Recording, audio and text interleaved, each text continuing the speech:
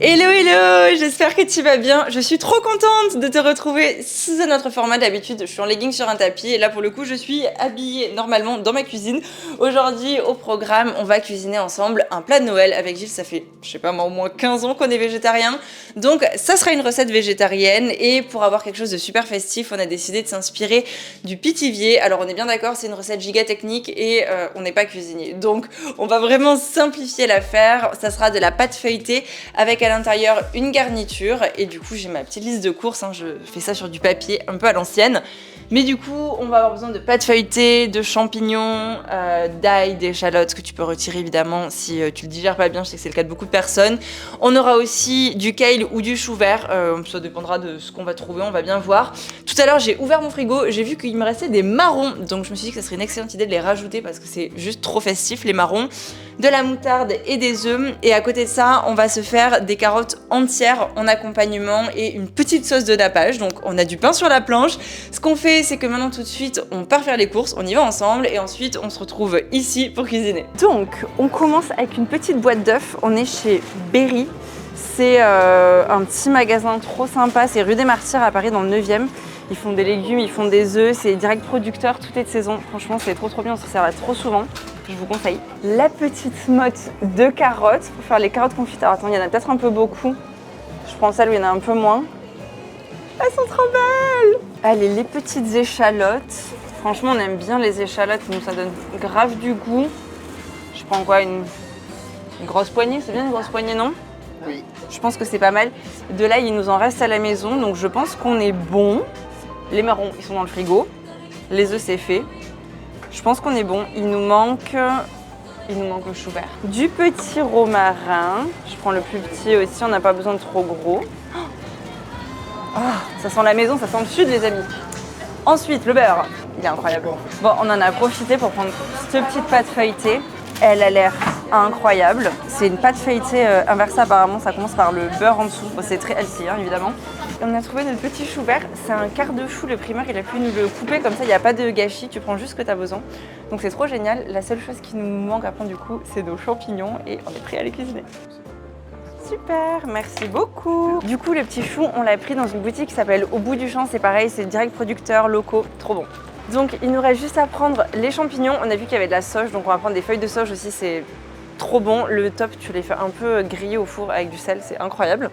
Et voilà, après je pense qu'on est tout bon, on a coché toute la liste, donc pour de bonnes cuisines.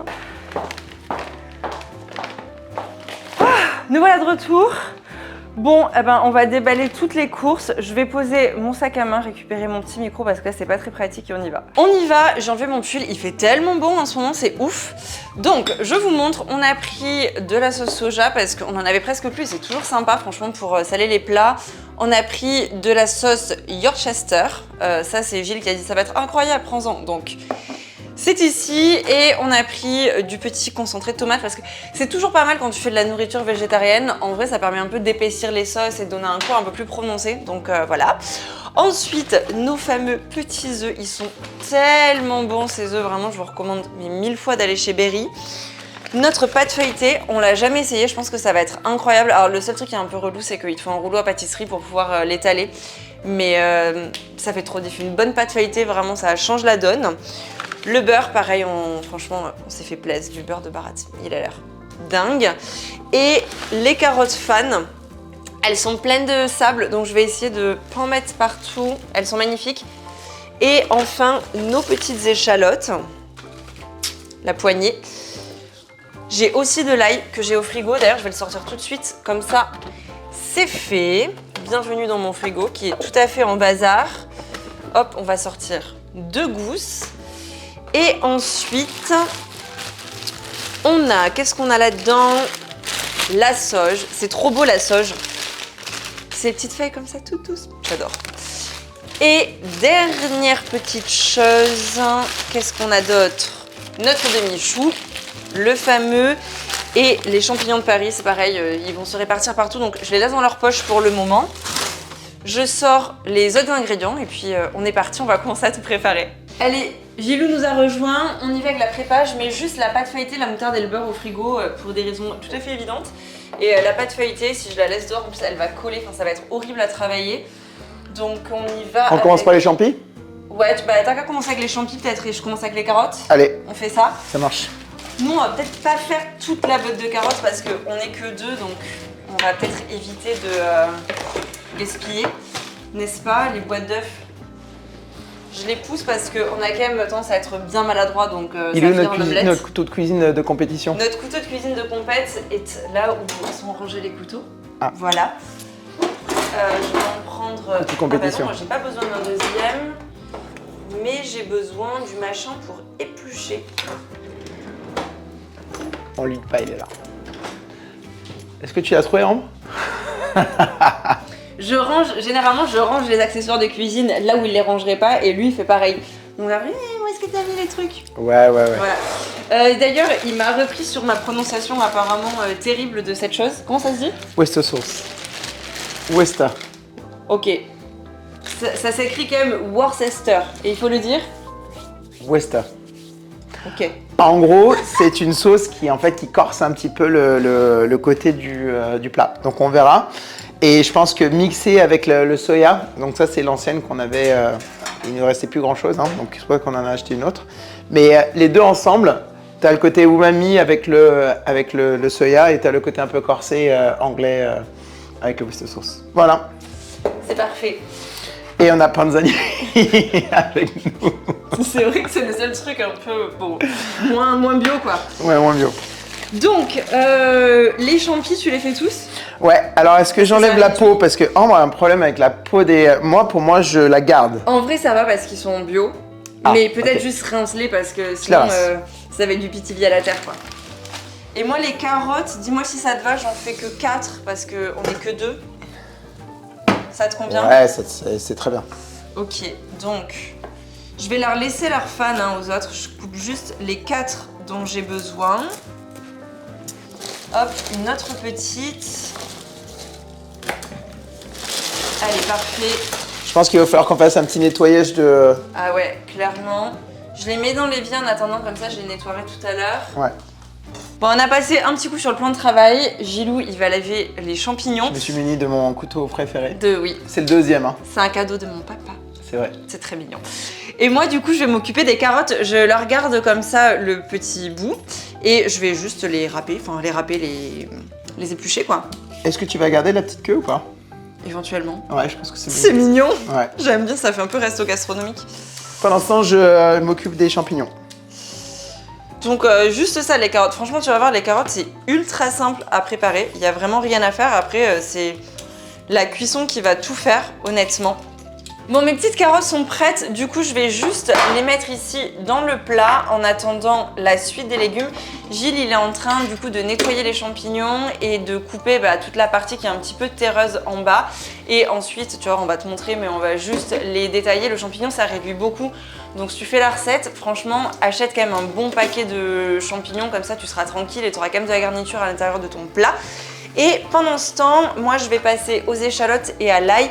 Les échalotes, je vais vraiment les émincer tout petits. Et l'ail, j'ai un presse-ail. C'est incroyable comme accessoire. Je déteste l'ail cru et je déteste l'ail en petits morceaux dans les plats. Je trouve ça horrible. Enfin, ce n'est que mon goût. Mais pressé, je trouve ça dingue. Je trouve que ça donne du goût, mais tu tombes pas sur des morceaux d'ail. Donc voilà, on est parti avec ça. On est donc parti avec les échalotes. Les échalotes, c'est facile à préparer, c'est juste un petit peu long, c'est comme les oignons. Je coupe juste les bouts et puis après j'entaille comme ça. Je retire la peau orange, rose, je sais pas trop quelle couleur c'est joli. Je vais regarder un petit peu. Tu vas regarder? Oui. Ouais. Inspire-toi de ta femme, t'as raison. Bon voilà, après tu sépares quoi, hein. Tu coupes des échalotes. Moi là je vais juste couper en deux et puis après hop, tout petit. Je sais que c'est pas comme ça qu'il faut mettre les doigts, mais je sais pas faire la technique des cuisiniers. J'arrive pas à couper. Voilà. Donc, pour l'instant, t'as encore tes doigts, c'est le principal. Je fais attention à mes doigts, quoi. Ils sont tout petits, hein. C'est ouais. ça qui est génial avec le bio, c'est que c'est tout petit, ça a une tête pas extraordinaire, mais ça a un goût de fou. Il y avait des carottes tout à l'heure, les gars. Franchement, on aurait dû vous les filmer. Elles étaient trop belles. Il y en avait des mini comme ça qui étaient rondes. On aurait dit des navets. Ouais, on aurait dit des bébés navets. Des navets. Et après, tu sais, t'as déjà vu les pubs là, les carottes moches? Bah, c'était ça. Il y avait que des carottes moches et j'adore. Elles étaient trop mignonnes.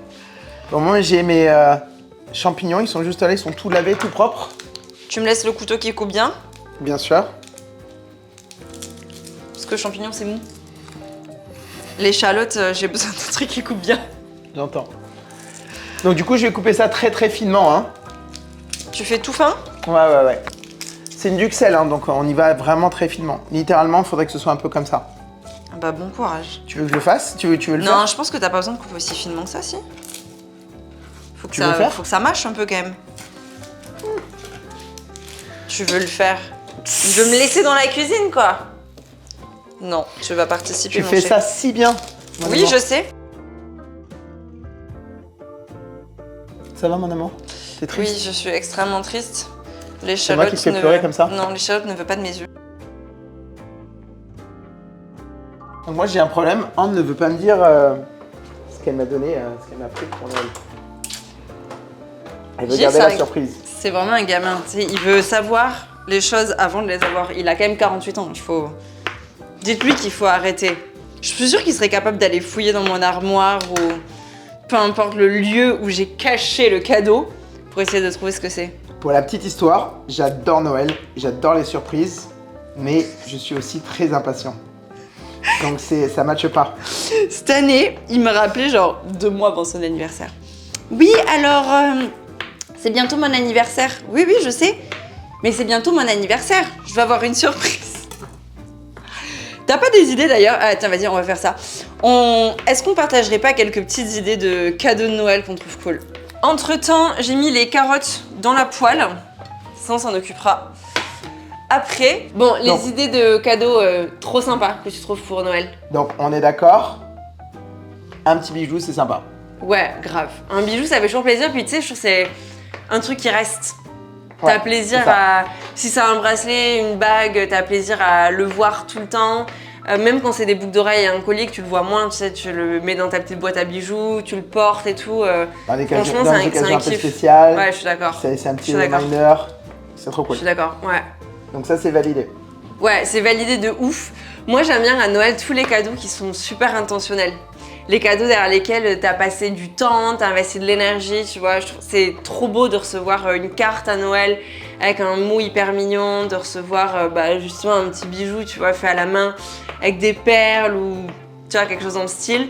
Même tu vois, quand on te fait un dessin ou un truc comme ça, je sais pas, je trouve ça trop mignon. C'est des trucs que tu gardes vraiment. Et ce que je trouve dingue aussi, c'est les...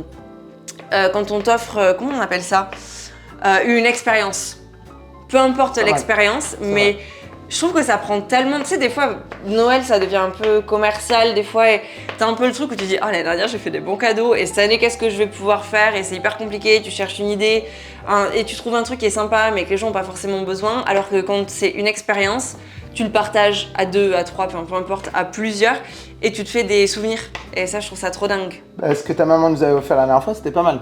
Ah, c'était trop bien. Avec le vin. C'était pour ton anniversaire. Pour ton anniversaire. Ouais, c'était trop bien. Ma maman, elle a offert à Gilles pour... Enfin, ma maman, mes parents, pour son anniversaire, une expérience. C'était à Paris, je sais plus comment ça s'appelle. Les Caves du Louvre. Les Caves du Louvre. C'était trop cool. Et tu fais un tasting de vin, il t'explique un peu comment est-ce que ça fonctionne et pour essayer de comprendre un peu le vin. Bah, je me souviens pas du tout.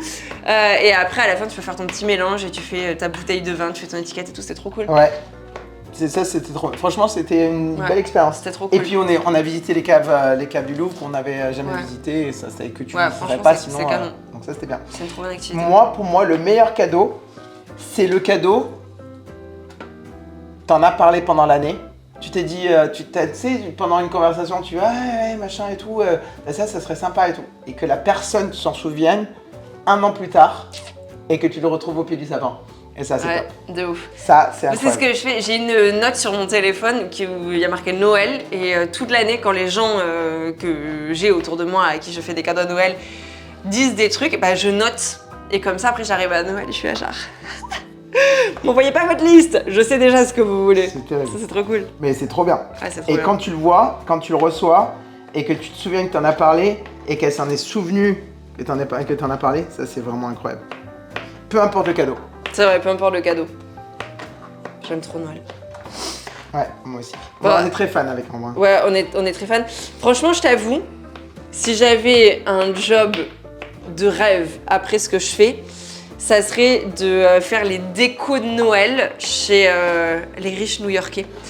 Alors ça, mais vraiment, c'est un truc qui me ferait kiffer de dingue. C'est vraiment un truc de film de Noël. Hein. En plus, c'est nos limites au niveau budget. Ça me ferait tellement rêver d'aller mettre des sapins de plusieurs mètres de haut. C'est tellement société de consommation. Mais ça me plairait trop. En fait, je trouve ça magique, tu vois. Enfin, les petites lumières, les petites décos. Et j'ai une passion dans la vie, j'attends ça toute l'année. C'est abusé, hein, parce que c'est tellement cher. Mais c'est les petites décos au bon marché. Tu vois, si t'en achètes juste 2 ou 3 par an, bah tu te fais petit à petit une collection et je trouve ça tellement beau. J'ai l'impression d'avoir 4 ans à chaque fois. Et puis c'est un peu exceptionnel parce que c'est quand même des petits, c'est des trucs que tu vois pas partout, donc c'est des petits trucs que tu as collectionnés pendant 1 an, 2 ans, 3 ans, 4 ans, et puis tu les revois chaque année, et puis ton sapin il se remplit de plus en plus, et ça c'est trop mignon quoi. Et tu te souviens quand est-ce que tu l'as acheté, tiens on l'a acheté l'année dernière ce truc, trop mignon.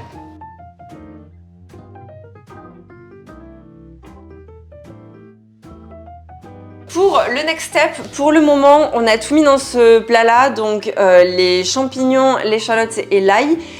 C'est juste le temps de mettre les sauces et de mettre un petit peu de chou parce que du coup, le chou on va le sortir mais on va garder quelques feuilles pour isoler en gros au niveau de la pâte feuilletée pour pas que ça détrempe et que ça fasse un truc un peu tout mou, que ça reste bien croustillant dehors et moelleux à l'intérieur, n'est-ce pas? On croise les doigts? Enfin ouais, c'est l'idée. On croise les doigts.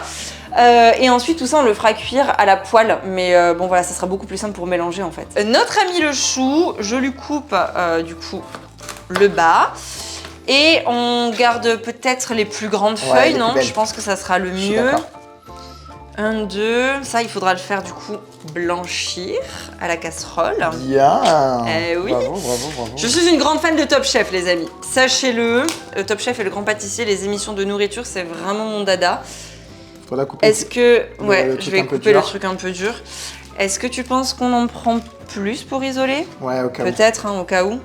Tu sais, j'ai une théorie qui est que ça me fait le même type de bonheur de voir un légume frais que de me mettre dans mon lit quand on vient de changer les draps. Improbable. Tu sais, ça pense que ça comme ça. Bah voilà, c'est un peu ça. Je te laisse faire pour la sauce parce que comme ça donne pas envie vu que je sais pas dire le nom de la sauce, il y a des chances que je la loupe. Oui, ce sauce. Non mais en fait, il faut la mixer quand c'est dans la poêle. Donc est-ce que j'envoie tout dans la poêle? Donc tu fais cuire d'abord ça et après tu rajoutes la sauce? Ouais, on commence à faire cuire tout doucement et puis après on rajoute les sauces. Ok, le maître des sauces a décidé. On y va? On y va? Allez, c'est parti. Donc je vais commencer la duxelle. Je mets tout, hein, carrément, littéralement, tout en même temps. J'ai fait chauffer un peu ma poêle. Elle est à 6 ou 7. Je ne fais pas trop chauffer trop fort. Et j'envoie. Donc les champignons, ils vont prendre... en fait, ils vont donner beaucoup d'eau. Donc il faut que ça cuise quand même pas mal. Hop, ça c'est fait. Comme les chefs, hein.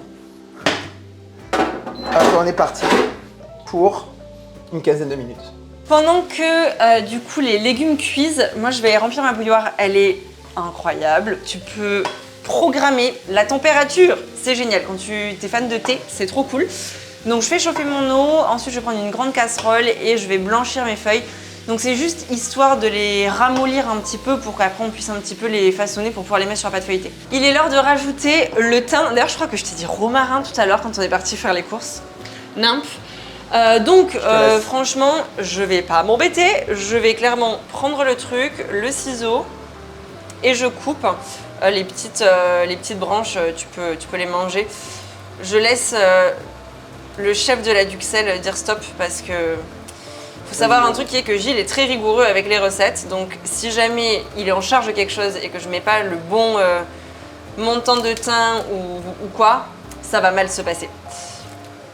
Et on aimerait que ça se passe bien. C'est très vrai. La ratatouille, Gilles est très spécifique avec la ratatouille. Donc je mets les feuilles entières de sauge. Ouais, tu m'en mets 4 ou 5. Ça, donc tu veux pas que je les coupe, hein? Non, non, non. 1, 2, 3, 4. Oh là là, ça sent trop bon. Ça sent bon de fou. 5. Et voilà. Entre la sauge et le thym là, si je peux vous envoyer des petites odeurs. Ah ouais, ça sent trop bon. Du coup, on va aussi blanchir en même temps les feuilles de chou. C'est toujours bien de blanchir le chou parce que au-delà du fait que ça va un petit peu ramollir les feuilles et que ça va être plus facile à travailler, je vais baisser un peu parce que j'ai mis à 9, je me suis enflammée, elle chauffe très fort cette plaque de cuisson. Ça va permettre aussi de retirer un peu l'amertume qu'il y a parfois. Donc c'est juste quelques minutes dans l'eau bouillante et après il faut bien mettre à essorer. Ouais, il faut la mettre dans l'eau froide. Et voilà, surtout remplir avec de l'eau froide. Une fois que l'eau, ou du moins les champignons ont rendu l'eau, on va commencer à envoyer la Worcester sauce et la Worcester sauce. La Worcester sauce. C'est ça? C'est ça. Je fais du Bien yaourt joué. de ouf. Écoute, on est bientôt prêt, il y a presque plus d'eau, donc ça c'est la très bonne nouvelle. On continue encore un tout petit peu et on va commencer à envoyer les sauces là-dedans, littéralement. Bah moi je pense que je vais sortir mon chou, c'est pas mal hein, qu'est-ce que t'en penses? Ouais, il faut il ramollisse un peu, c'est tout Il quoi. est un peu mou hein. Ouais, bah vas-y. C'est vraiment Je pense que quelques c'est minutes. pas mal. Bah on vous a dit, hein, on n'est pas cuisinier, on est un peu au pifomètre, hein, honnêtement, mais généralement ça tombe Ça pas fonctionne. trop mal. Ouais, ça fonctionne. Oh là là, c'est trop beau! Il est magnifique ce chou. Donc nous avons pandoni, la sauce soja et la fameuse sauce. Normalement il faut le mettre dans de l'eau avec des glaçons.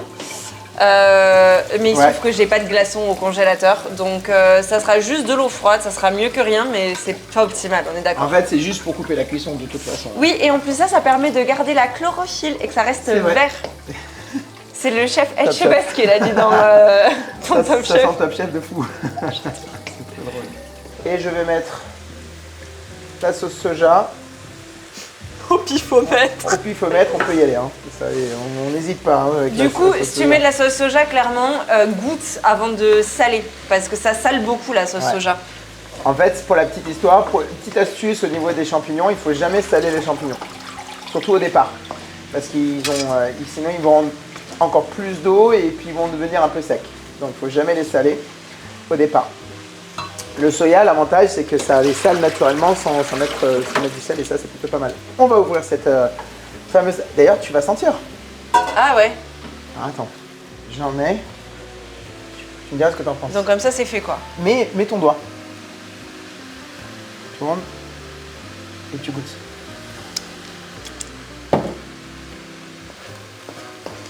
C'est un peu vinaigré.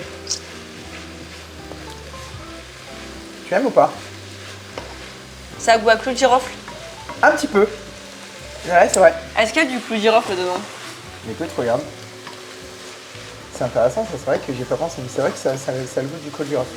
Faut remettre un tout petit peu. Hein.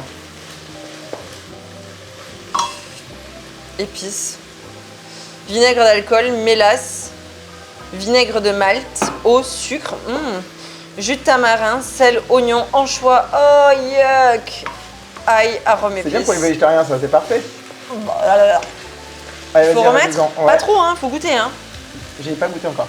Oui bah goûte parce Tu que, veux goûter hein.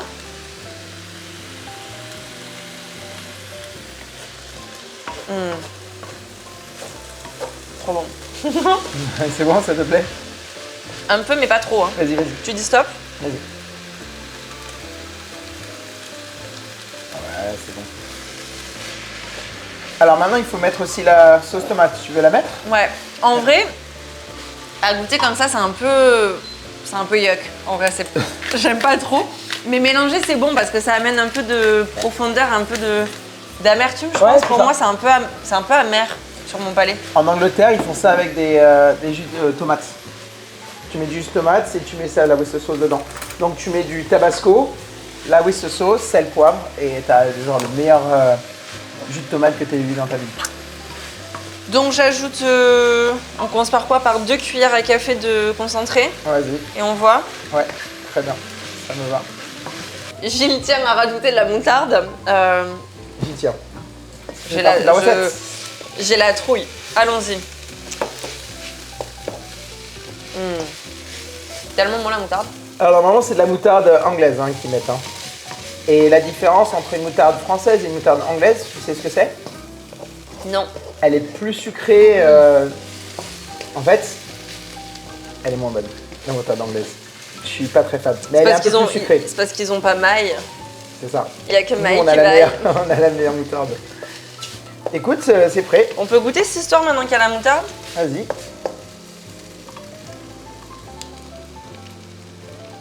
Oh god, c'est délicieux. Ça te plaît? Ouais. Très bon. Je pense qu'on peut rajouter un peu de moutarde. Hop. Fallait la convaincre. Non mais, je suis prête à changer mon point de vue. Écoute, on est bien. Hein. La duxelle est faite. Je vous montre à quoi ça ressemble. Ça ressemble à ça. Elle est très sympa. Elle est un peu colorée grâce à la sauce tomate. Il lui a donné un peu plus de corps. Excusez-le, il est bilingue. Et non, mais c'est très bon. C'est très bon. Écoute, on la met de côté. Parfait. Les gars, on a oublié nos petits marrons au frigo, donc je viens de retomber dessus en sortant la pâte feuilletée. Donc Gilou, il va pouvoir les effriter dans la duxelle. Et Merci. pendant ce temps-là, moi, je vais m'occuper de notre fameuse pâte feuilletée. J'ai trop hâte de la goûter. J'avoue, je sais pas trop comment je vais m'en sortir. J'espère que ça colle pas trop. Donc, nous allons l'ouvrir. Oh, elle est magnifique. Regarde, on voit les layers. Elle est incroyable. J'avoue. Oh my god. Ouf. Gilou, Ça m'excite. fais un zoom sur ça au montage. Ah, elle est magnifique. Ok, alors, on va la sortir.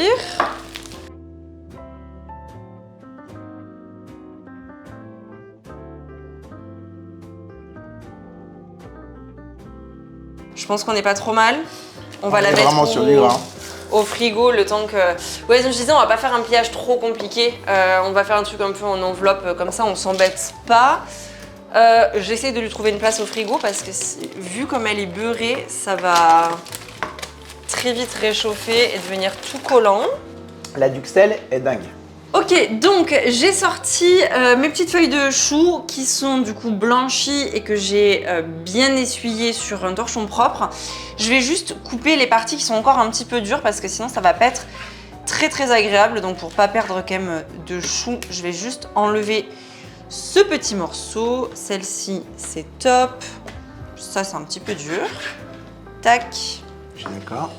Celle-ci ça me paraît Elle est bien. parfaite. Waouh. Celle-là aussi. Celle-ci est super, celle-ci. Et celle-là, on va pouvoir la couper un petit peu. C'est tellement beau une feuille de chou. Ouais, c'est beau, hein. Donc une fois qu'on a ça et que Gilles a fini la partie dure du chou, Pas mal. on va sortir la pâte feuilletée qu'on avait laissée au frigo. Et il est l'heure de vérité. Donc, on enlève la partie supérieure. Écoute, hein, on s'est pas si mal débrouillé. Pas mal. Et donc là, c'est le moment où on va venir faire l'isolation de la feuille de chou. De la pâte feuilletée plutôt, avec la feuille de chou.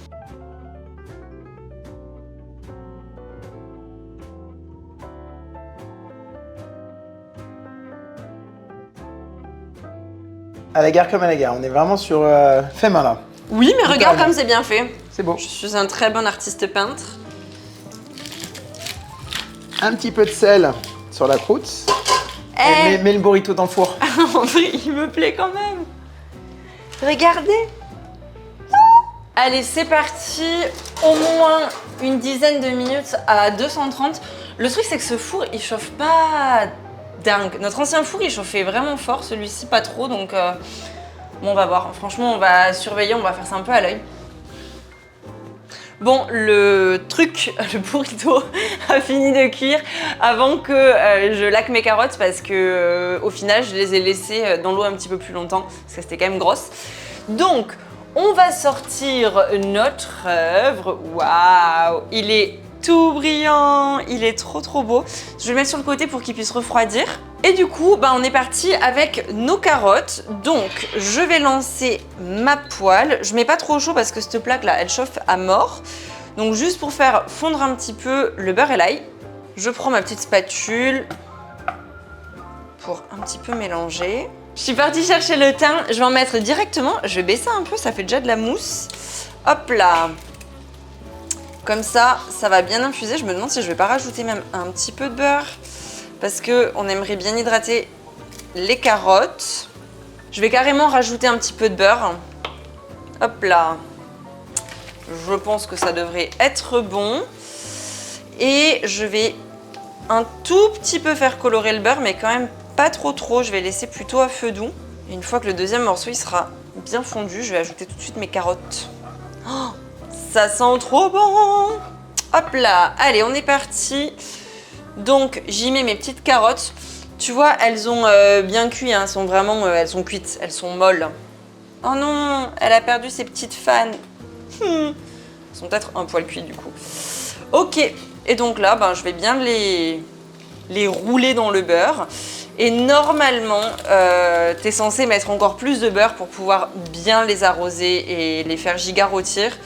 Le truc, c'est que j'ai déjà mis pas mal de beurre dans le burrito.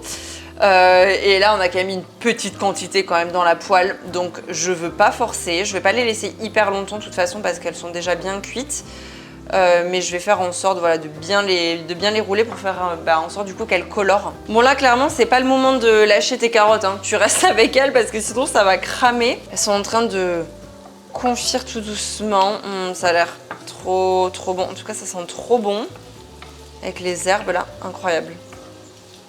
Et tu vois le fait de ne pas avoir mis le feu trop fort quand même, le beurre il reste assez clair. Il commence à colorer un petit peu mais il reste assez clair. Et ça reste quand même assez gras. Bon, comme on dirait, les carottes sont cuites, elles sont toutes belles, toutes dorées, elles sont trop bonnes. Donc je vais les débarrasser et puis on se retrouve pour la dégustation, hein. On va voir si c'est bon ou pas. Normalement ça devrait aller parce que ça sent trop bon quand même.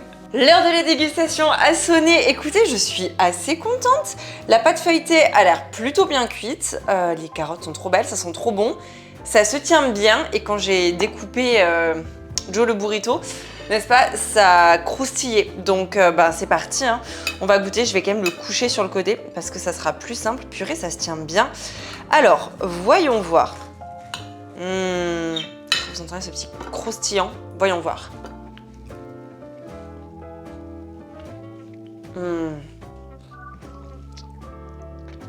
Les gars, c'est incroyable. C'est super bon. Et voyons voir les petites carottes.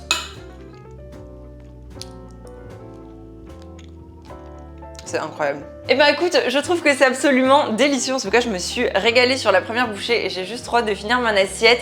C'est une recette qui change, qui est super festive. Évidemment, c'est pas forcément quelque chose qu'on fait au quotidien parce que ça prend un petit peu de temps, mais c'est aussi ça la beauté des fêtes de fin d'année, c'est qu'on prend le temps de s'investir dans des activités qui prennent un petit peu plus de temps. Et je trouve que c'est quelque chose qui est non seulement festif, ce qu'on a fait aujourd'hui, mais en plus de ça, c'est pas difficile à faire et surtout, on n'a pas besoin de 70 000 ingrédients. Est-ce qu'on peut parler de ces recettes où tu as une liste comme ça d'ingrédients à aller acheter qui sont compliqués à trouver, qui te font des restes? Enfin franchement, moi je trouve ça trop pénible. Et là, c'est pas le cas. Donc surtout, si tu l'as fait, viens me redire en commentaire si tu l'as apprécié. Et surtout, n'hésite pas à nous suivre puisque tout au long du mois de décembre, on te poste quelques cours qu'on poste sur notre plateforme de cours en ligne Soma Active. Comme ça, tu peux en profiter gratuitement juste ici. Et évidemment, il y a aussi une autre recette qui arrive d'ici la fin du mois. Dis-moi si tu as déjà une petite idée sur est-ce que c'est une entrée ou est-ce que c'est un dessert. Et moi, je te fais de gros bisous. Je te dis à très bientôt parce que je vais aller finir mon assiette et très probablement me resservir parce que je suis trop gourmande et j'adore manger. Bye bye!